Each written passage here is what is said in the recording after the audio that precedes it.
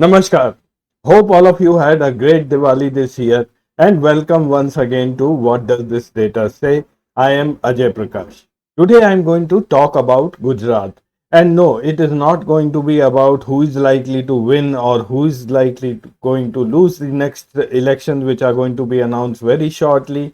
It is about some historical data about the Gujarat Assembly, which you all should be aware of, and that will give you a perspective to understand how crucial this election is going to be for the Bharatiya Janata Party. And much of this data is going against the natural perceptions which all of us may be having.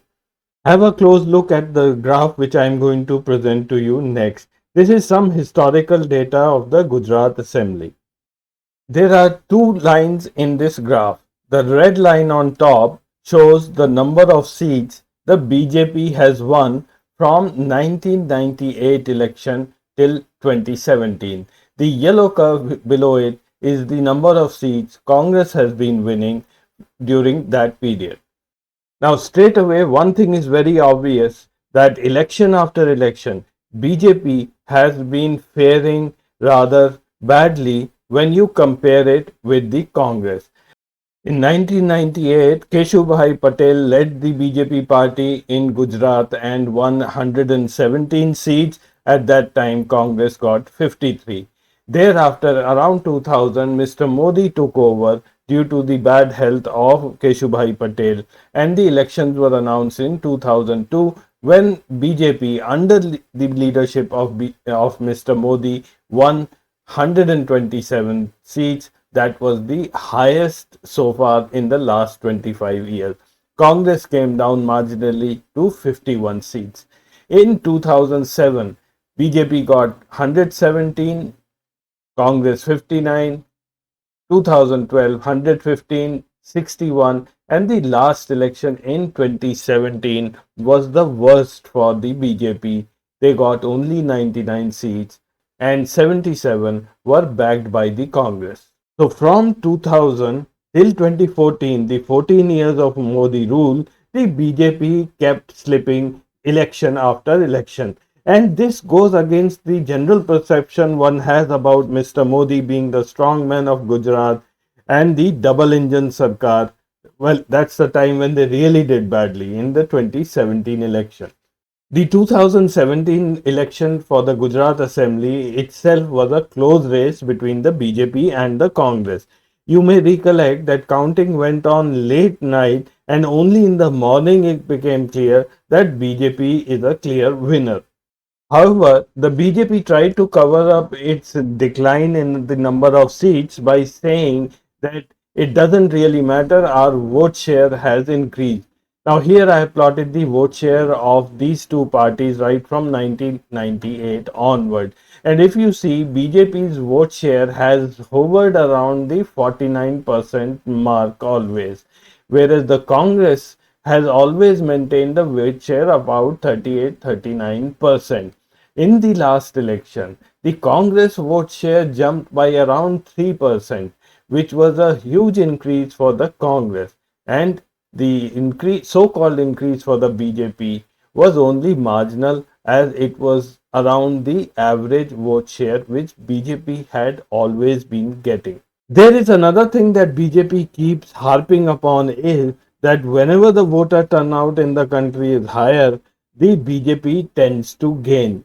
Let's check it out whether that's true in the state of Gujarat. Here I have plotted the voter turnout, which is in yellow color, and the number of seats BJP has been getting in the State Assembly of Gujarat in the red color. If you see it from 1998 to 2007, the voter turnout was below 60 or around 60%, 59, 61, 59. And the number of seats BJP was getting is 117, 127 back to 117. But after 2007, the tables have turned. The voter turnout was very high. It came up to 72% in 2012, 69% in the last election, and BJP consistently went on losing the seats. However, I am comparing election to election. Therefore, in this analysis, I am only looking at the election data. Also, if members switch over midterm, that is no guarantee that they will win in the next election. Now let's have a closer look at the 2017 elections in Gujarat. I'm going to analyze the win margins for both the parties BJP and the Congress, and let's see that if there is a negative swing of votes against these two parties, how many seats each of them will potentially lose this time around. In addition, another point to be noted is that the share of seats between the BJP and the Congress has been very high, almost close to 95%. In the last election, together they won 176 seats out of the total of 182 and a total vote share of 90.5%. So, other parties or independents don't really contribute in Gujarat. I am not saying that the same will happen this time around because of there is, as we all know, a new entrant, the Aam Aadmi Party. So let's look at the win margin in terms of number of votes. The blue graph here shows the win margin of Congress, which had got 77 seats in the last election, and on the right hand side is the BJP win margin, which had got 99 seats. Now, first thing to note is that the BJP had a much stronger win in 2017, as several of its seats were won by a margin of over 30,000 votes. More than half its seats were won by huge margins. The marginal wins I call as the number of seats won by a party by less than 10,000 seats. So on both sides, we had quite a few of seats which were marginal seats. Now, if you look at, if you count that number, BJP had 26 people who had won by a margin of less than 10,000 votes, whereas Congress had 35 people who had won by less than 10,000 votes. The same data now I will convert to a percentage win margin, which will make it easy for us to look at the effect of a vote swing. BJP's strong win becomes more apparent in this figure, where you see that about 60 MLAs won by a margin of more than 20%, whereas in Congress there were only about 27 people who won by a margin of more than 20%. The marginal wins remain below 5%, and if you count that, Congress had 30 people who won by a margin of less than 5%, and BJP had a similar 25 people who won by a margin of less than 5%. So let's do some more analysis and find out the effect of vote swings. If there is a 1% vote swing against the BJP and the Congress, together they will lose 12 seats. 5 will be lost by the BJP and 7 by the Congress. Their net share in the assembly will come down to 164 instead of 176. Similarly, if there is a vote swing of 2% against the BJP and the Congress, then BJP will lose 15 seats, the Congress will tend to lose 13, a total of 28 seats will be lost, and the total will come down to 136. But the halfway mark being 82, the BJP may still manage to form a government. And finally, let's look at a 5% swing against the Congress and the BJP, which is a very huge swing. Then together, both of them will lose 55 seats. The BJP 25, the Congress 30. BJP will come down to 74 seats, which will make it very tough for the BJP to form a government. Any vote swing of more than 5% against any of the parties is going to result in a major churn in Gujarat politics. So here is the summary of the vote swings. 1% against both the parties will result in 12 seats being vacated. 2% will result in 28 seats. and 5% will result in 55 seats. For now, I have mentioned that these seats will go to others, but I will try to explain what this others gain means. Due to the high win percentage of the BJP candidate, the BJP has been able to retain about 83% of the seats in 2017 as compared to the 2012 election. It got 15 seats from the Congress and 2 from the others like the NCP and 1 independent. Whereas for the Congress, the churn was much higher. It was only able to retain 56% of its seats in 2017 when compared to the 2012 election. That is, it retained 43 seats, but it was able to take 32 seats away from the BJP. So though the BJP's retention percentage was much higher than the Congress, its snatching away seats from the Congress was much lower. It could get only 15 seats from the Congress. Whereas on the other side, the Congress was able to snatch many more seats from the BJP, almost double, around 32, which makes it very interesting to see what happens in this election. So, which party is going to lose more seats? Well, that's the question.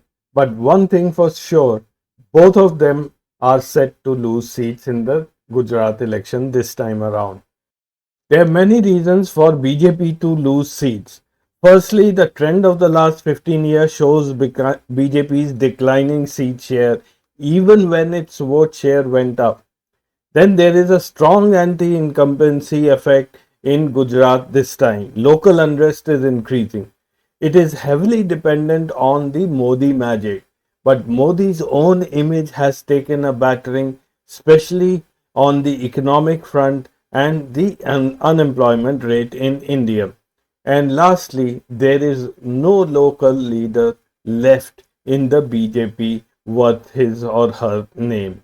The Congress too is set to lose seats as it appears right now. Why? Because firstly, they are yet to even decide the strategy for Gujarat. The Bharat Jodo Yatra is missing Gujarat out completely, which is a rather strange thing. There is again no local leadership within the Congress, and it has consistently lost MLAs to the BJP after the elections have been conducted. A quick word about the prospects of the Aam Aadmi Party.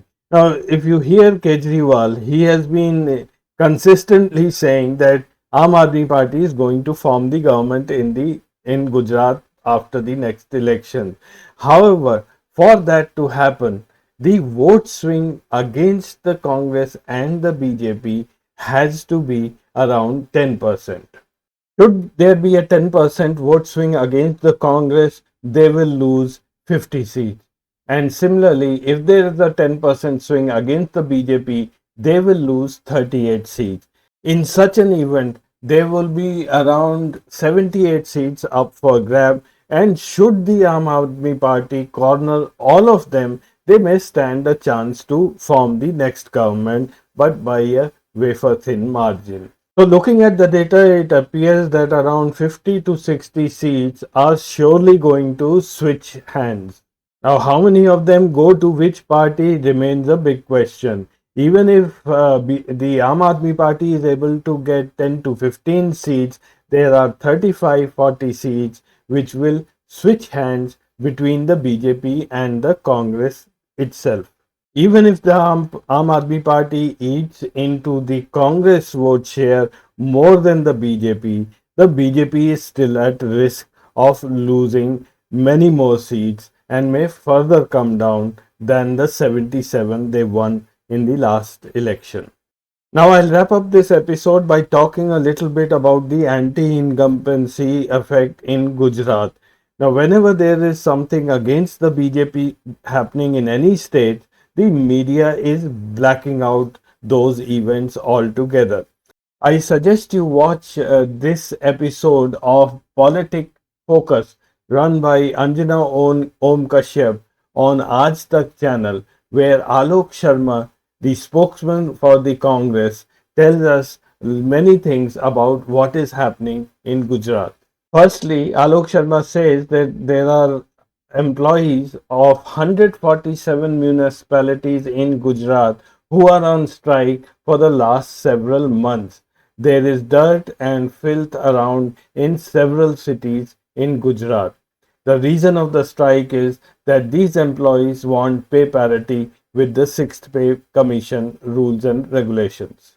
The second point made by Alok Sharma is that in the last 8 years, 22 job examination papers have been leaked. Now, this creates a distress among all the job seekers and the unemployed youth within the state. He then goes on talking about how 3 crore worth of drugs have been found recently and no action has been taken.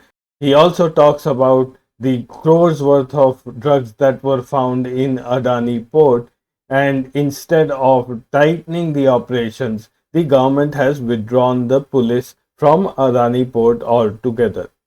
So this is the program. I have given the link here. I'll also put this link in the description box. Thank you for watching. The intention was to make you aware that this time around it appears that the Gujarat election is going to be a really tight one. But then BJP being BJP, anything can happen. See you again next week with some more interesting data. Till then, goodbye and namaskar.